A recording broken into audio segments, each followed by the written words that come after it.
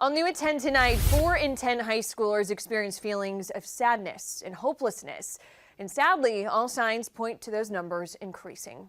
I talked with local experts to find out why and how parents play a key role. Social media. Apps and games. You hear about them, you see them, and likely use them.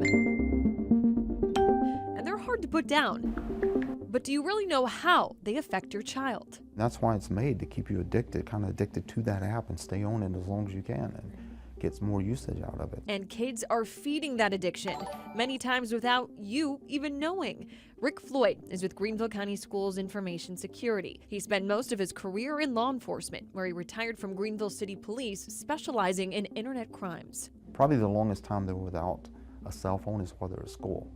You know, other times, from the afternoon when they get home to the next morning, they have access to it, to the cell phone. So how much time are they spending on it? The numbers don't lie. Pew Research says 60% of parents polled in 2020 admitted their child engaged with a smartphone under 5 years old. While most could be traced to watching movies or shows, the early exposure is a concern for Floyd. One click away, they can find out anything they want. The constant curiosity and stimulation creates habits and ideas that can have long-term consequences on your child. One of the things that I like to tell my parents, be lovingly suspicious all the time. Lynn Hooper is the parenting coordinator at Just Say Something in Greenville. She's a resource for upstate families. A lot of parents don't realize that, and they let these kids just stay on these screens all the time, and they don't realize what's happening and what these kids are getting into. Hooper leads a 6-week program called Take Back Control. It's offered for free thanks to a recent grant from the Greenville County Sheriff's Office. Her class gives important tips. Take these phones up when you sit down to eat at a meal. Monitor these phones with these kids. Take them up when they come home from school and they have to get their homework done, and then give them back to them for a while. Know what their apps are. Know what they're doing. Take them up at night and charge them in your room so they can't get to them. Too much screen time may lead to lower grades, lack of sleep, and poor self-image, including a risk for exposure to sexual content, substance use, and predators. You see every day where children are running away or missing, you know, human trafficking, and a lot of it is because of these cell phones. It's who they're meeting on the internet and totally trusting them with whatever's being said. What can we do? I think as a parent and a community, community churches, whomever, we need to get the word out as much as possible. We can't ignore it. It's not going to go away.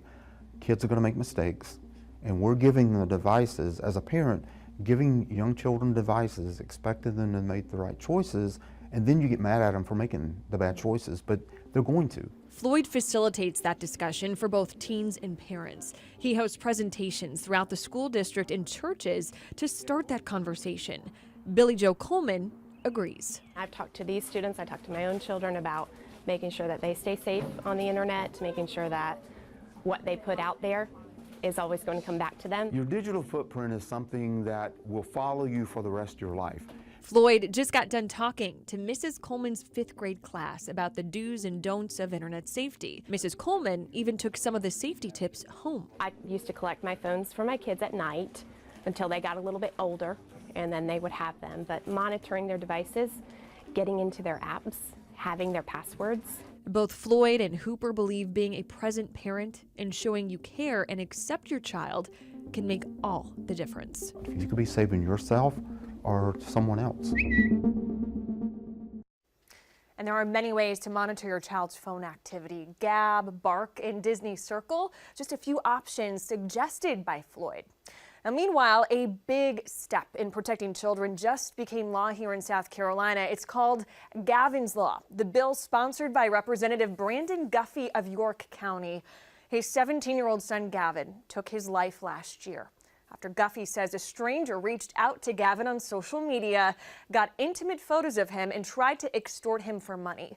Now, Governor McMaster signed that bill last week, which creates felony charges for sexual extortion. For more on Gavin's Law, make sure you download our Fox Carolina News app. You could always visit our website, too, at foxcarolina.com. We'll also have information about Just Say Something and Rick Floyd's speaking schedule linked inside the story.